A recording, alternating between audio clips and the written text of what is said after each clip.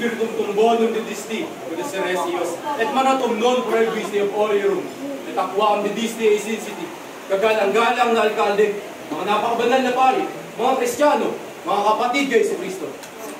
Totoo, Ginoong Alperes, nagupin nila ang abo ni Satanas sa pamamagitan ng isang kahoy na krus bilang sandata. Natalo nila ang abo ng kadiliman, at ang ibalang likhang ito ay tulad ng paglikha kay Diego de Alcala.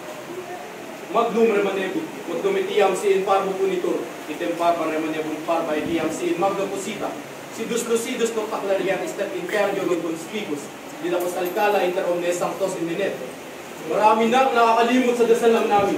Sila mga protestante at erehe, at kayo mga erehe ay mamamatay nang hindi nagsisi. Dito pa lamang sa lupa ay pinaparsaan na kayo, kaya dapat lamang nalayuan na kayo ng inyong mga pamilya at ng mga babae. Pinika ni Jesus ng isang bahagi ng katawan na nakahatak sa kadiliman ay dapat pinuputol at tinatapon sa kahoy.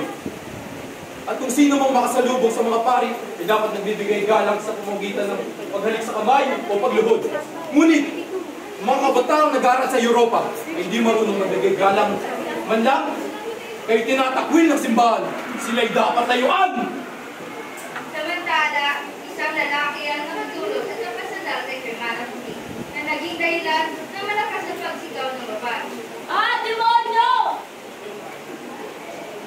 Sa kabilang banda, may isang lalaki na lumapit kay Mara at tumulong. Pag-init sa iyong pinapagayang kaaralan, kaibigan. Huwag mo na lang kayo pinapagayang pagpunto siya. So maaari, huwag kang lalayo sa una.